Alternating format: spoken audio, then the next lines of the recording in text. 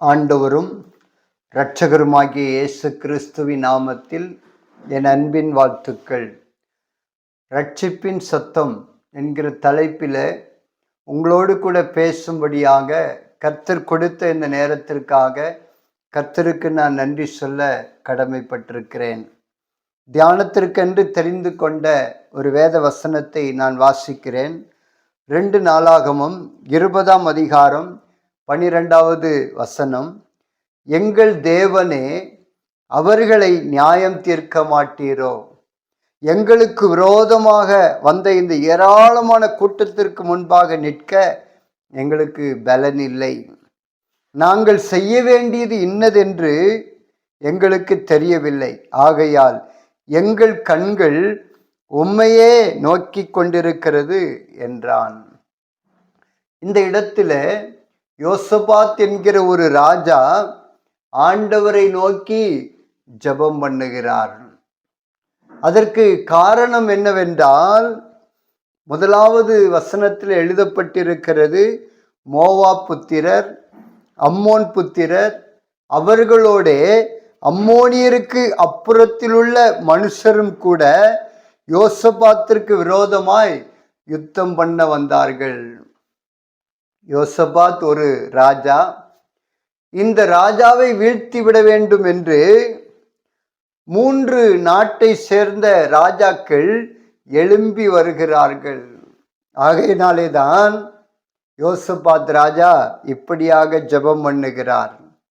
இந்த ஏராளமான கூட்டத்திற்கு முன்பாக நிற்பதற்கு எங்களுக்கு பலன் இல்லை ஆண்டவரே. எங்கள் கண்கள் உம்மையே நோக்கி கொண்டிருக்கிறது. எங்களுக்கு நீர் உதவி செய்ய வேண்டும் என்று ஆண்டவரிடத்துல ஜெபத்தை ஏறெடுக்கிறார். இந்த யோசபாத் ராஜாவை குறித்து வேதத்தில் எழுதப்பட்டிருக்கிறது. 2 நாளாகமம் 17ஆம் அதிகாரம் 3வது வசனத்தை வாசிக்கிற பொழுது, கர்த்தர் யோசபாத்தோடு இருந்தார்.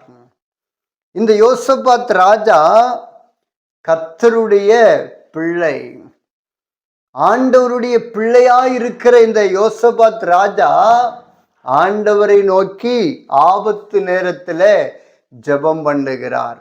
ஏனென்றால் ஆண்டவர் சொல்லியிருக்கிறார், ஆபத்து காலத்தில் என்னை நோக்கி கூப்பிடு, அப்பொழுது நான் உன்னை விடுவிப்பேன் என்று அவர் சொன்ன அந்த வார்த்தையின்படி இந்த 3 நாட்டை சேர்ந்த படை வீரர்கள் எனக்கு விரோதமாய் வருகிறார்கள். ஆனால் நான் என் தேவனை நோக்கி கூப்பிட போகிறேன் என்று தேவனை நோக்கி கூப்பிட்டார். நடந்தது என்னவென்றால், யார் யாரெல்லாம் இந்த யோசபாத் ராஜாவுக்கு விரோதமாக எழும்பி வந்தார்களோ அவர்கள் அத்தனை பேரும் யுத்த களத்தில் மாண்டு மடிந்து போனார்கள். 2 நாளாகமம் 20ஆம் அதிகாரம் 23வது வசனத்தை வாசிக்கிற பொழுது, எப்படியெனில் அம்மோன் புத்திரரும் மோவாபியரும் சேயீர் மலைதேச குடிகளை சங்கரிக்கவும் அழிக்கவும் அவர்களுக்கு விரோதமாய் எழும்பினார்கள். சேயீர் குடிகளை அழித்து தீர்த்த போது தாங்களும் தங்களில் ஒருவருக்கொருவர் அழிக்கத்தக்க விதமாய் கை கலந்தார்கள். இங்கே எழுதப்பட்டிருக்கிறது, 24வது வசனத்தில் எல்லாரும் மாண்டு மடிந்து போனார்கள். யார் யாரெல்லாம் இந்த கர்த்தருடைய பிள்ளையாகிய யோசபாத் ராஜாவுக்கு விரோதமாய் எழும்பி வந்தார்களோ அத்தனை பேரும் ஒருவருக்கு விரோதமாய் ஒருவர் அடித்து கொண்டு யுத்த களத்தில் மாண்டு மடிந்து போனார்கள். ஒருவேளை நீங்க கேட்கலாம், எப்படி இது உண்டானது? காரணம் ஜெபம். ஆகையினால இந்த வார்த்தைகளை கேட்டுக்கொண்டிருக்கிற அன்பான சகோதரனே, அன்பான சகோதரியே, இன்றைக்கு உங்களுக்கு விரோதமாக அநேகர் எழும்பி வருகிறார்களா? நீங்கள் தனியாளாக நின்று கொண்டிருக்கிறீர்களா? கலங்காதிருங்கள். யோசபாத் ராஜாவுக்கு உதவி செய்த ஆண்டவர் இன்றைக்கும் ஜீவிக்கிறார். அவர் நேற்றும் இன்றும் என்றும் மாறாதவர் என்று எழுதப்பட்டிருக்கிறது. எப்படி யோசபாத் ராஜாவுக்கு விரோதமாய் எழும்பி வந்தவர்களை ஒருவருக்கு விரோதமாய் ஒருவர் எழும்ப பண்ணி ஒன்றுமில்லாமல் பண்ணினாரோ, அதே போல ஆண்டவர் உங்களுக்கு விரோதமாய் எழும்புகிறவர்களையும் ஒன்றுமில்லாமல் பண்ணுவது நிச்சயம். நீங்க செய்ய வேண்டிய காரியம் என்னவென்றால், கர்த்தரை நோக்கி ஜெபம் பண்ணணும். ஆண்டவரே, நான் உம்முடைய பிள்ளை, எனக்கு விரோதமாய் இவர்களெல்லாம் எழும்பி வருகிறார்கள், எனக்கு நிற்பதற்கு பலனில்லை ஆண்டவரே, எனக்கு நீர் உதவி செய்யும் என்று ஆண்டவருடைய சமூகத்தில் நீங்கள் ஜெபம் பண்ணுவீர்கள் என்றால் உங்களுக்காக தேவன் இறங்கி யுத்தம் பண்ணுவார். இந்த யோசபாத் ராஜாவை குறித்து ஆண்டவர் சொல்லுகிறார், நீங்க பயப்படாதுங்க, கலங்காதிருங்க, இந்த யுத்தம் உங்களுடையதல்ல, கர்த்தருடையது.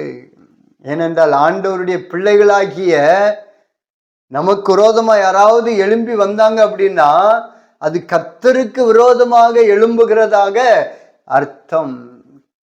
ஏனென்றால் சவுல் என்கிற ஒரு வாலிபன் கிறிஸ்தவர்களை துன்பப்படுத்தினான். ஆனால் இயேசு கிறிஸ்து உடனே இறங்கி வந்து அந்த பவுல் என்கிற அந்த வாலிபனை சந்தித்தார். சந்திக்கிற பொழுது ஒரு வார்த்தையை ஆண்டவர் சொல்லுகிறார், நீ துன்பப்படுத்துகிற இயேசு நானே. இந்த சவுல் என்கிற வாலிபன் கிறிஸ்தவர்களை துன்பப்படுத்தினான். ஆனால் இயேசு கிறிஸ்து சொல்லுகிறார், சவுலே, நீ என்னை துன்பப்படுத்தினாய், ஆகையினாலே நான் உன்னை சந்திக்க வந்திருக்கிறேன் என்று ஆண்டவர் அந்த சவுலை பவுலாக மாற்றினார். ஆகையினாலே கர்த்தருடைய பிள்ளைகளாகிய நமக்கு விரோதமா யாராவது எழும்பி வருவாங்க அப்படின்னா அது தேவனுக்கு விரோதமாக எழும்புகிறதாக அர்த்தம். அதனால்தான் ஆண்டவர் சொல்லுகிறார், உன்னை தொடுகிறவன் என் கண்மணியை தொடுகிறான். நம்ம மேல யாராவது கை வைக்கணும்னு வச்சாங்கன்னா அது ஆண்டவர் மீது கை வைக்கிறதாக அர்த்தம். ஆகையினாலே தேவனுடைய பிள்ளைகளாகிய நாம் எதுக்கும் பயப்படக்கூடாது, கலங்கக்கூடாது. ஏனென்றால் யோசபாத்தின் தேவன் நம் தேவன். யோசபாத்திற்கு விரோதமாக எழும்பி வந்தவர்களை ஒன்றுமில்லாமல் பண்ணின தேவன் நம்முடைய ஆண்டவர். நாம் செய்ய வேண்டிய காரியம் ஆண்டவரிடத்துல சொல்லிக் கொண்டே இருக்கணும், ஆண்டவரிடத்துல ஜெபம் பண்ணி கொண்டே இருக்கணும். அப்பொழுதுதான் ஆண்டவர் நமக்காக யுத்தம் பண்ணுவார். நம்ம அமைதியா இருந்தோம் அப்படின்னா, ஜெபம் பண்ணாம இருந்தோம் அப்படின்னா ஆண்டவர் யுத்தம் பண்ண மாட்டார். ஆண்டவரிடத்துல சொல்லணும், ஆண்டவரே, எனக்கு விரோதமா இவங்க இப்படி எழும்பி வருகிறாங்க, இவங்க எனக்கு விரோதமா இப்படி பேசுறாங்க, என்னை அவமானப்படுத்துறாங்க, எனக்கு விரோதமா எழும்பி எவ்வளோ என்னை துக்கப்படுத்த முடியுமோ அவ்வளோ என்னை துக்கப்படுத்துறாங்க, ஆண்டவரே நீரே பொறுப்படுத்திக் கொள்ளும், இந்த ஜனங்களுக்கு முன்பாக நிற்பதற்கு எனக்கு பலனில்லை ஆண்டவரே, உண்மையே என்னுடைய கண்கள் நோக்கி கொண்டிருக்கிறது என்று நீங்க ஆண்டவரை நோக்கி ஜெபிப்பீர்கள் என்றால் தேவன் நிச்சயமாகவே உங்களுக்கு வெற்றியை தருவார். நாம ஜெபிக்கணும், ஆண்டவரிடத்துல கேட்கணும். இந்த யோசபாத் ராஜா படை வீரர்களை வைத்திருந்தான். ஆனாலும் யுத்தத்திற்கு எதிரிகள் வருகிறார்கள் என்று சொன்ன உடனே தன்னுடைய படை வீரர்களிடத்தில் அவன் பேசாமல் அவன் செய்த காரியம் என்னவென்றால் தேவனிடத்துல போய் பேசினான். என் ஆண்டவரிடத்துல சொன்னா அவர் பார்த்து கொள்ளுவார், எனக்கு விரோதமா எத்தனை பேர் வரட்டும், எத்தனை பேர் எழும்பட்டும், என் தேவன் பார்த்து கொள்வார் என்கிற அந்த விசுவாசத்தோடு கூட செயல்பட்டபடியினாலே பெரிய ஒரு வெற்றி உண்டானது. யோசபாத் ராஜாவை குறித்து 2 நாளாகும் 20ஆம் அதிகாரம் 3வது வசனத்தை வாசிக்கிற பொழுது, அப்பொழுது யோசபாத் பயந்து என்று எழுதப்பட்டிருக்கிறது, பயந்து போயிருந்தார்.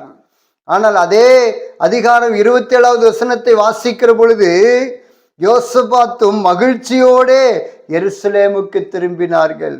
பயந்து போயிருந்த ஒரு மனிதனுக்கு மகிழ்ச்சி உண்டானது.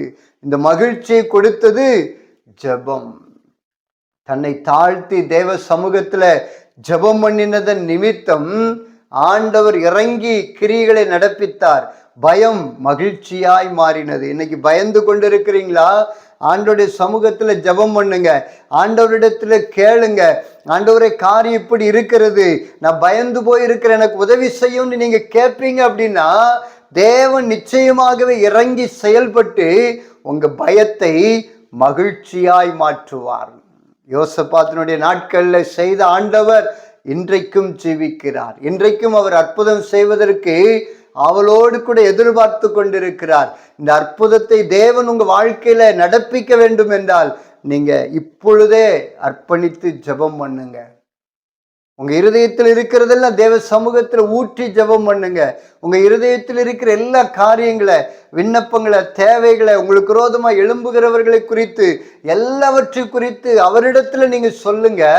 அவர் நிச்சயமாகவே உங்களுடைய ஜெபத்தை கேட்டு உங்களுக்கு விரோதமா எழும்பி வருகிற எல்லா காரியத்தையும் ஒன்றுமில்லாமல் பண்ணி உங்க பயத்தை சந்தோஷமாய் மாற்றுவார். நம்மை வாழ வைப்பதற்காகத்தான் இயேசு கிறிஸ்து இந்த உலகத்துல பிறந்தார். நம்முடைய பாவங்களுக்காக, அக்கிரமங்களுக்காக கல்வாரி சிலுவையில ரத்தம் சிந்தினார், மரித்தார், அடக்கம் பண்ணப்பட்டார், 3வது நாள் உயிரோடு எழுந்தார். அந்த இயேசு கிறிஸ்து தான் இன்றைக்கு உங்களுக்கு அற்புதம் செய்வதற்காக உங்களோடு கூட பேசி கொண்டிருக்கிறார். ஆகையினாலே தேவ சமூகத்தில் ஒப்பு கொடுங்க, அர்ப்பணிங்க, காரியத்தை சொல்லுங்க. அவர் நிச்சயமாகவே எல்லாவற்றையும் ஜெயமாய் மாற்றி தருவார். நாம் ஜெபிக்கலாமா? அன்பின் பரலோக தகப்பனே, இந்த நாளுக்காக, இந்த வேலைக்காக உமக்கு நன்றி. யோசபாத்திற்கு ஒரு பெரிய ஒரு வெற்றியை கொடுத்தீர், உமக்கு நன்றி அப்பா. அதே போல இன்றைக்கு என்னோடு கூட இணைந்து ஜெபிக்கிற ஒவ்வொருவருக்கும் பெரிய ஒரு வெற்றியை கொடுப்பீராக என்று ஜெபிக்கிறேன். பயந்து போயிருந்த யோசபாத்திற்கு பெரிய ஒரு மகிழ்ச்சியை கொடுத்தீர். அதே போல பயந்து கொண்டிருக்கிற உம்முடைய பிள்ளைகளுக்கு பெரிய ஒரு மகிழ்ச்சியும் சந்தோஷத்தையும் நீர் கொடுக்க வேண்டும் என்று ஜெபிக்கிறேன். ஆண்டவரே, உம்முடைய பிள்ளைகளுக்கு விரோதமாக எழும்புகிறவர்களை கர்த்தர் நீர் பொறுப்பெடுப்பீராக. நீர் அப்படி செய்கிறதற்காய் நன்றி. ஜெபத்தை கேட்டதற்காய் ஸ்தோத்திரம். என்னோடு கூட இணைந்து ஜெபிக்கிற ஒவ்வொருவரையும் கர்த்தர் ஆசீர்வதியும். இயேசுவின் நாமத்தில் ஜெபிக்கிறோம் நல்ல பிதாவே, ஆமேன்.